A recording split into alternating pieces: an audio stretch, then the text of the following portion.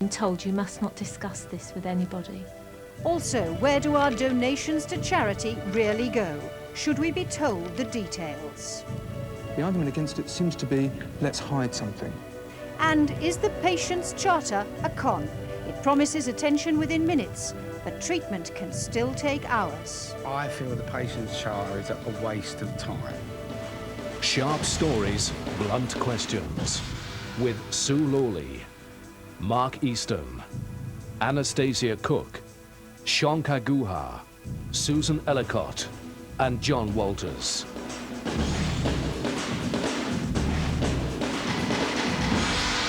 Good evening and welcome to Here and Now. One of the most horrific murder trials in recent times ended today with the life imprisonment of Rosemary West. Tonight, spare a thought for the 7 men and 4 women who sat on the jury and listened to some of the most harrowing evidence ever heard in a British court. The police, the lawyers, even some reporters have been offered help to get over the experience. Getting something. With the patient's charter, you don't even know that you've received something. On 94.9 FM, GLR News for London. A London hospital has rejected claims that a patient with head injuries was neglected and left lying on a trolley for 17 hours. Anthony Church from Dulwich eventually... This is Anthony today, 3 months after he was rushed to hospital. His family claim he's suffering brain damage and are angry over his treatment. I feel the patient's charter is a waste of time. It is absolutely a con. Tony is a typical example of why. Because 17 hours, it's just not on. Anthony Church was treated for a blood clot on his brain at King's College Hospital in London. The hospital deny they acted improperly and in a statement said he received immediate assessment upon arrival. He was put under close observation, given neurological tests and was regularly monitored. But his condition worsened. The hospital says he received appropriate treatment. Has Tony changed as a result of the accident? Well, he's lost all interest in life, really. He used to be a drummer. He loved his drums, he loved his music. He was music mad, he's lost all interest in that. He used to drive, he's got his children. Even his young son, he sees him for a couple of hours, and that's too much for his head. We have to take him out. So he has changed, and his personality's changed. It has. He's not the same person. Would you agree with that, Tony? Yes, I do. Now that the patient's charter has been introduced, should a person really expect to wait up to 17 hours before they are treated? Absolutely not. The question of how long you wait to be admitted into a bed is a separate question, and we need a much tougher standard over that. But that's about the management of bed numbers, of wards, and of medical and other staff. That management has been made possible and encouraged by the standards the Charter has already set. Like every other hospital in the country, Southend General has had to meet the Charter's demand.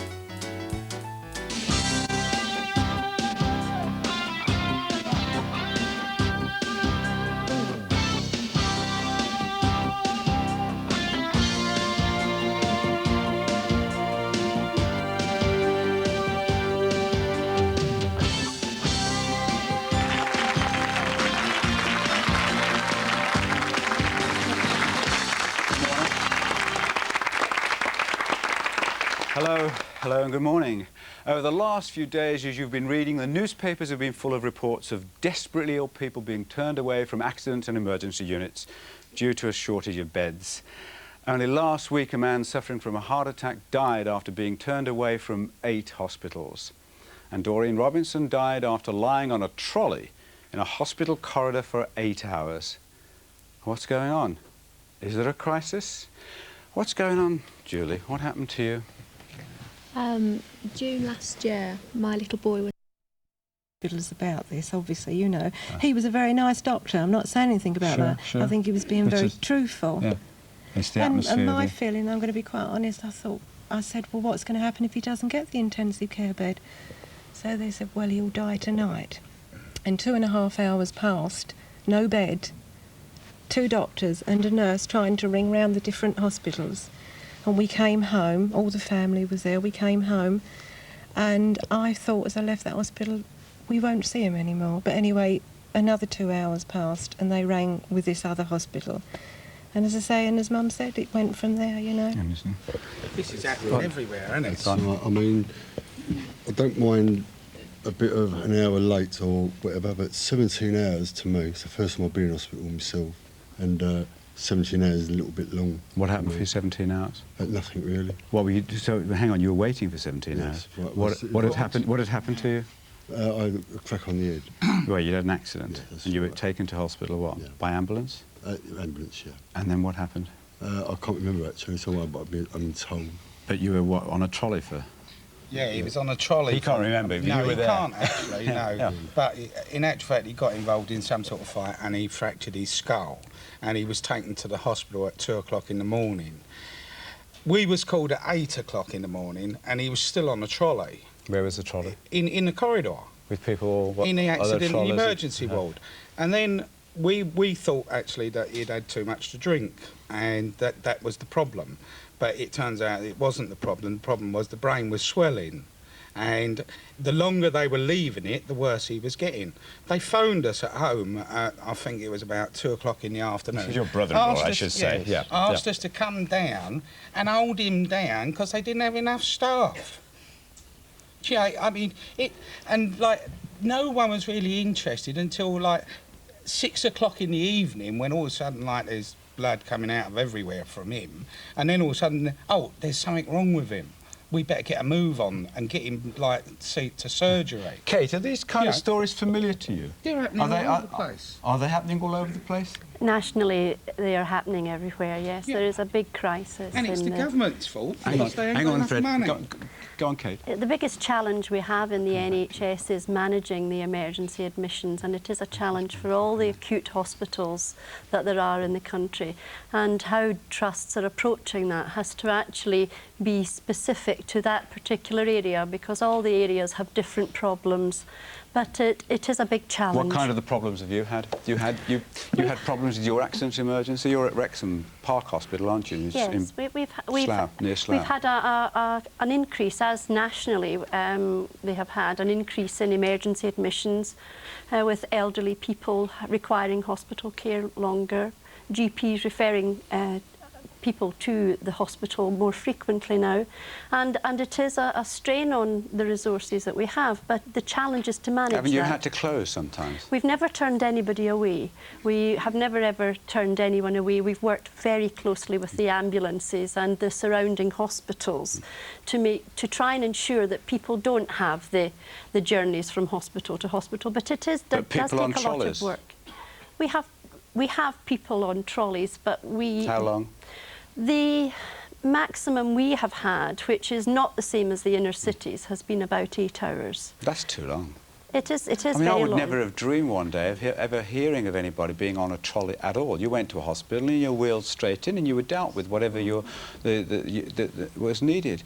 To be stuck on a trolley for 8 hours, and you say it as if we should be grateful. No, but that's what we've now got to that kind of attitude, haven't we? We all think, not at all. 8 hours isn't very long. That's all right. Oh, I don't think I said that. No, of course you didn't. But that's how we're looking at it. As I said, I think it's a challenge for the trusts and the acute hospitals to really try and come up with some solution. Is it money? You said money. Because it's money. I mean, the government have been asset stripping for years, and they're asset stripping the National Health now to sell it. Yeah, that's what they want to do. We haven't got any assets left anymore, have we? Robert? What have we got left? Robert? Well, that's just simply ridiculous. I mean, the How's fact it ridiculous? I mean, you're the people running the country. Let him answer you. You can't even run your own management, your own money. You're in debt. How can you run the country? I think this has become a monologue. Run your own? Well, what's quite clear is that very large-scale resources are going into the NHS. Let's start, first of all, from common ground. Yeah, sure. And the common ground is we recognise there is a crisis, don't we? Your own Deputy Prime Minister has actually said that quite clearly. Let's start from the common ground, that we're all customers of the NHS. We all use the NHS, and we all want it to be the best NHS. No, it can't be fair. And we want it to be the NHS that is appropriate for the needs of people. And inevitably there are going to be tensions, there's going to be areas where there are problems, and clearly these are real problems that have happened in some localities. But it Lots of localities. But it isn't most people's experience of the NHS, and it isn't something that's happening everywhere, and that's why there's the inquiry that Michael Heseltine announced, so we can look at why it's happening in some areas and not Is others. it money? Is the problem down to money? Is that part of the shortages? Well, can I just tell you what my experience is with my mother? My mother is 86, and she was taken in 3 weeks ago with a stroke, and she was left on a trolley for 11 hours with no food or no drink. It's only because I was there that I was able to go and get her something to eat. When she did get a bed, there were 3 empty beds in that ward, and I really don't know why she had to wait that long. Why did she? I don't know. I've asked, and nobody can tell me. Is it partly a problem of money, do you think, of resources? Oh, well, she's been in now for 3 weeks, and what I've seen in there is definitely money. How can that, Robert, possibly? No, I'll come back to you, Robert. I couldn't even get my mother in hospital. 3 months ago, she was taken very ill. The doctor came out, and he said that she needed 24-hour hospital care. He phoned round 5 hospitals, 5, and when he said that she was 80 and what she had wrong with her, they didn't want to know. And I couldn't even get an ambulance, right? So in the end, it was suggested that she goes into a nursing home. And I said, OK then. I couldn't get an ambulance. I had to lift her out of her bed. I had to put her in my car and take her to a nursing home, which then cost me £750 to keep her in there for 10 days. I haven't got that kind of money. Luckily, my husband adores my mother, and he said, right, he'll pay for it. But what the hell would she have done if I wasn't there and we never had this money? Where's all the money going that everybody pays into the National Health? They don't all use it. I know people who paid National Health all their life and they've never been in hospital or anything. Now, what's happening to that money? I know all these people who come over from abroad having babies all on the National Health and all the other operations because it's cheaper. And I couldn't even get my mother a bed. What I do know is that that money is going into the National Health Service system, a very large increase. It's boring to go into statistics, but I could do. The point I wanted to make is relating to the last lady. That's a dreadful case and appalling to be kept on a trolley that long. But if there were, as you say, empty beds there, that can't be a question of money. That's a question of bad management. Hang on, Ian, it's all down to bad management. There's too many chiefs and not enough Indians in it. We'll come on to that. We'll come on to the management, but we're talking about resources. Are there sufficient resources for this health comment on the intensive care side of things? I was on this show just about a year ago when we addressed this issue. On intensive care specifically? Care, that's right. Yeah. And I think nothing has got better, anything has got worse. It's quite clear that intensive care in this country is totally under-resourced. We have many fewer beds than any other developed country.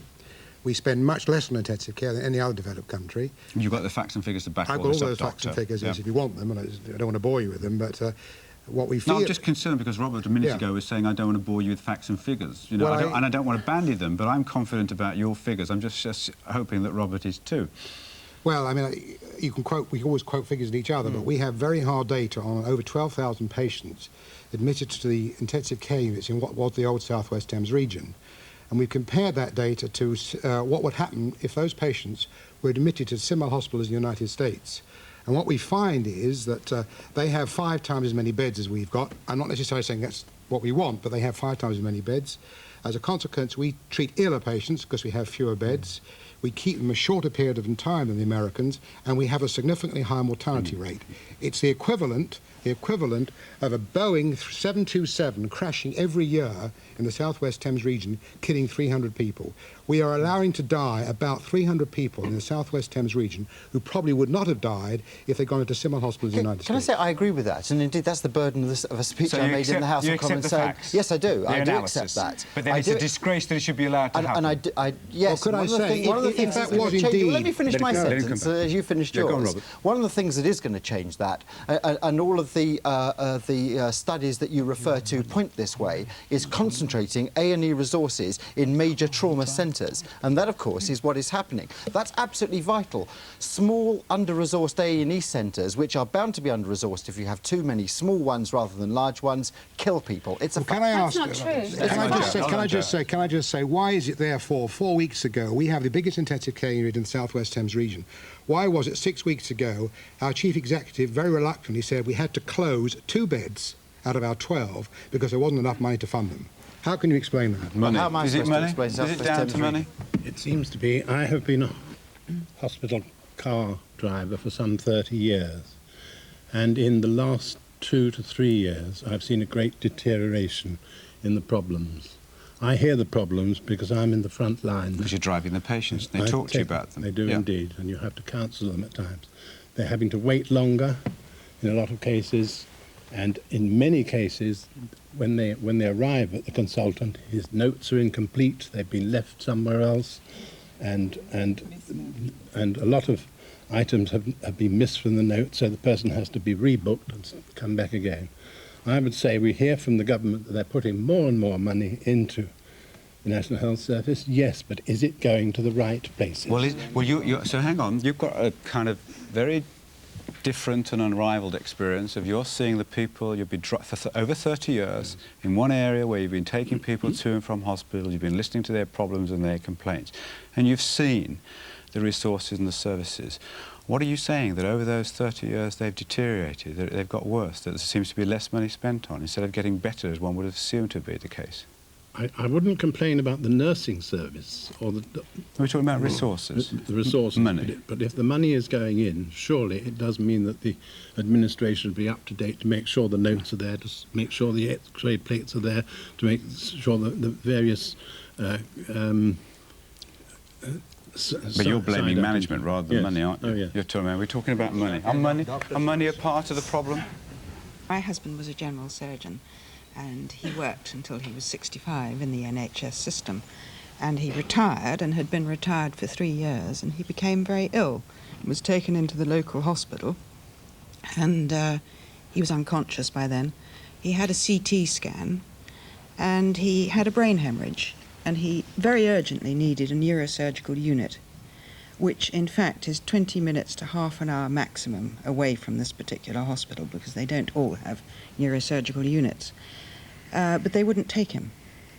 He was a surgeon himself, but they wouldn't take him. There he was, unconscious. Then I discovered that nowhere in the south of England would take him. There wasn't a bed in a neurological unit. So I had to say to myself, with my husband lying there unconscious, I think he ought to go into the private sector. And they were rather horrified and said, well, who's going to take him? And I said, well, I think I can find someone to take him. And we eventually got him in 5 hours later, where the whole of the emergency bed unit was empty. So I suggest that the NHS buys into the private sector. Like I believe they do in France. I know, but don't pick up on that, Robert. That's the easy thing to push up. The first thing was there were no beds. You had to go to the private sector. Not everybody can afford to find where there's empty beds. Not everyone would know perhaps how to do it. And That know was how an to unfortunate situation. Knew how to do it, had the resources to do it. Shouldn't have to do it, should you, when you've got a husband? Well, why is it happening then? What are you going to do about it? Well, partly it's management, partly it's the way money is spent in different areas of the NHS. That's something that has to be decided by the people running the NHS, both the clinicians and the management. Ian? I think it'll be decided soon by the country, because the Conservative government will be elected out on the grounds of the NHS. It's a big issue in the next election. Well, I mean, that's all very easy. The issue is money and staff shortages. Well, let's be quite clear about something, and this may be a controversial thing to say, but I don't think that any other government would spend as much on the NHS as this government is. I think that is a fact. That is not true. I don't think anyone would have made the commitment that we've made to increasing resources in the NHS and kept it. Yes, we are. You're not taking accountability. Yes, we are. You're fobbing it off onto everybody else. It's a basic human right that if something's happened to you... I almost died from having a very, very severe asthma attack. I waited for 11 hours to get help. I was just left there, gasping for breath for 11 hours before I could get a bed. I was then put into the wrong ward. I was harassed by a senile dementia patient, and it's the government's fault. So it's bad management. It's bad management, but it's also the government's fault because you've let these hospitals downgrade. You're hoping that people get so disenchanted that we will turn to the private sector. It's true. I was in a major London hospital, and it was like something out of Bosnia. Well, the idea it is a disgrace, and it is the government's have got fault. worse over that period is complete fiction, frankly. It is not fiction. Have you been through an accident emergency? Oh, yeah. What was wrong with you? Yeah. Have you almost lost your life? No, of course Has anyone from your family? Look, I'm not trying to... Has anyone from your family? I'm not trying to excuse... You may see things differently if it happened to you. What I'm saying is that certainly there's been more resources go in, substantial improvements have taken place. There are things that are gaps, What there are improvements problems. have taken place? Tell me, which ones? What are they? Well, quite a lot. There are fundamental changes that have happened to hospitals over Tell the me last them, name 5 them. years. What are the changes? Well, if you let me, I will. Probably got worse and made I'm with you, Fiona. No. We've actually become a lot more... The health service has become a lot more effective about the way it uses its beds. Now, this can lead to a problem, but at the moment, beds are at 95% occupancy. But which, that's not acceptable. You need some slack in the system. This is the whole problem. What I'm saying is that the health service is doing more and more and more elective work, which means that more and more and more of you and your relatives are getting their operations done more quickly. That's fine when you come in almost dead. But will you listen to me? The flip side of that is that if there is a sudden rush in emergencies, supposing there's a flu epidemic or something like that,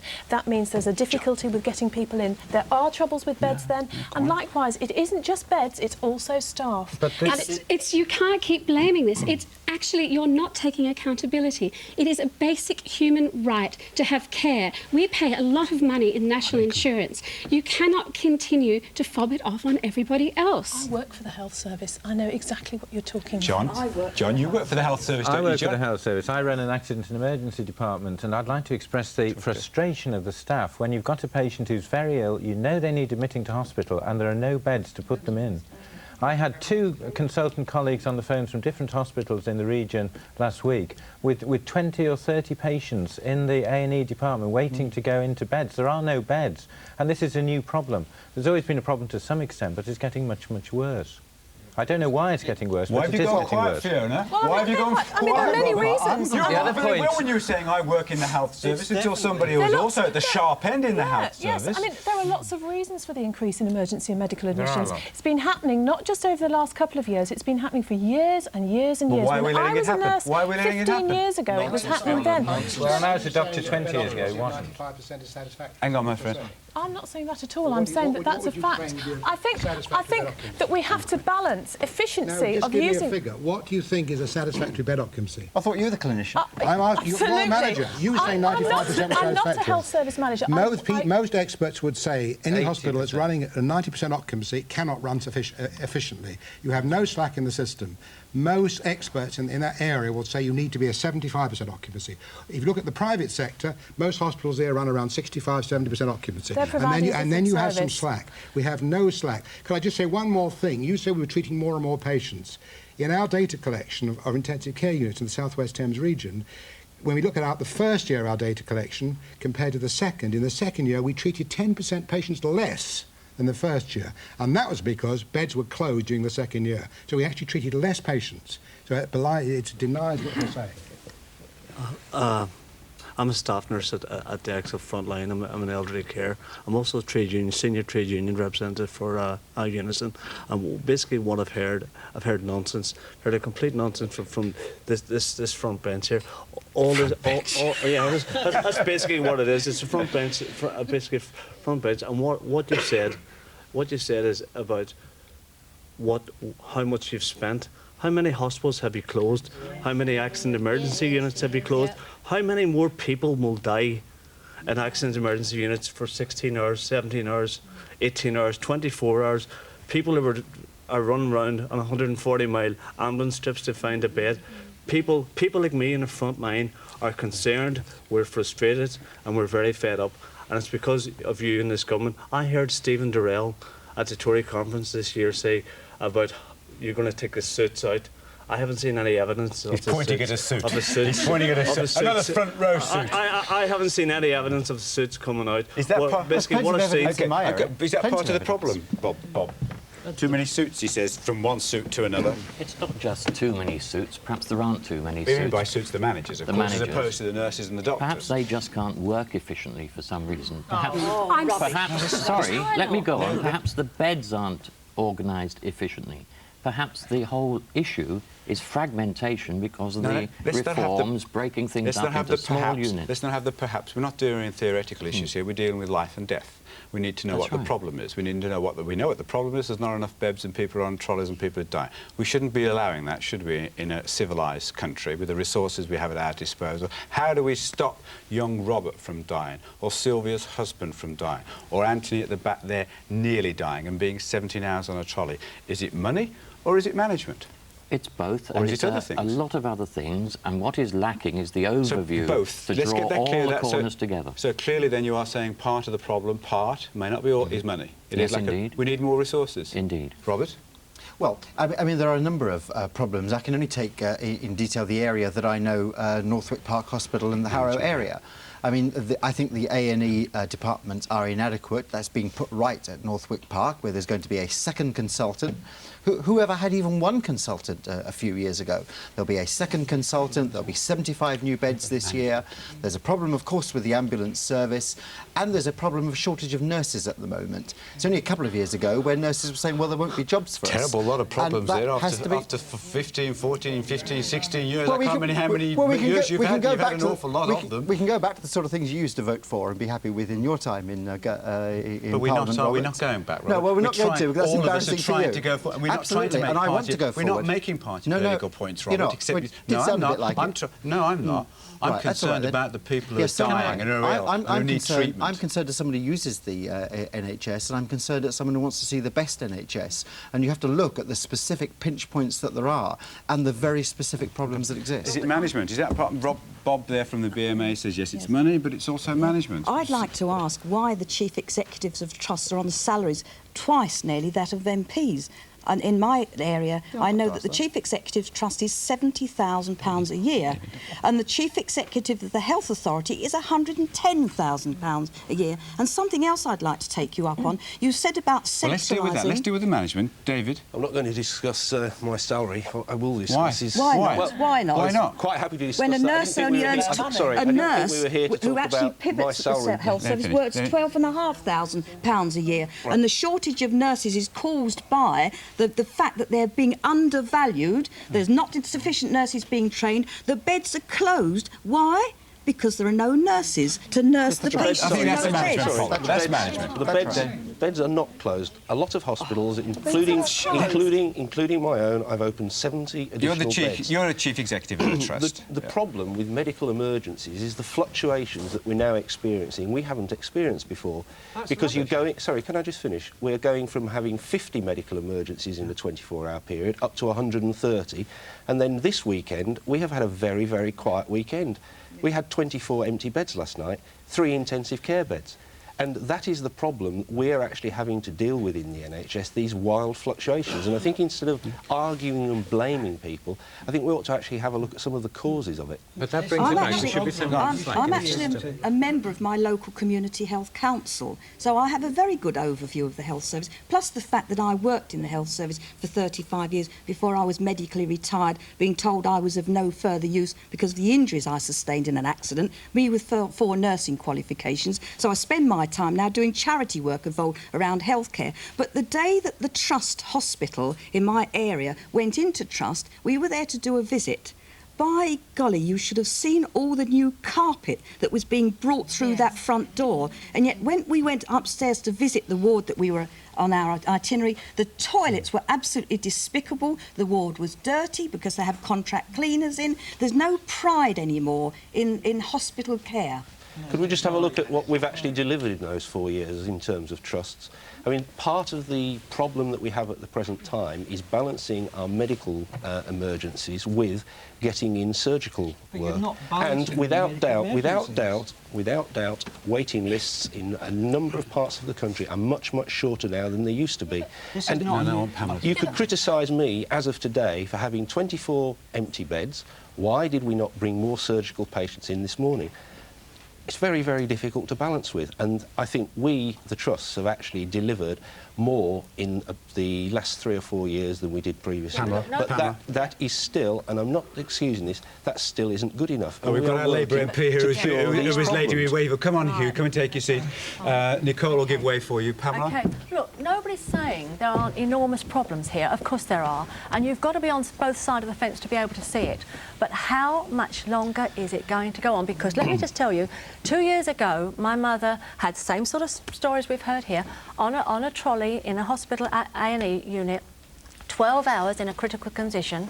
I phoned that hospital up yesterday and I found out the natural fact what they've done, because I complained and I went and saw management about it. I took it right the way through. And what they've done in actual fact is, well, would you believe it, they've redecorated the A&E. Well, great, that's good, OK. They've put a few more cubicles in. They've put somewhere that you can actually get a cup of tea and something to eat. But they haven't got any more staff. You know, this is ridiculous. Without doubt, there is a staffing problem. One of the reasons why there is a problem? no, why? Sorry. Why? Too many people employed here. Why? Could you just let me go? Let him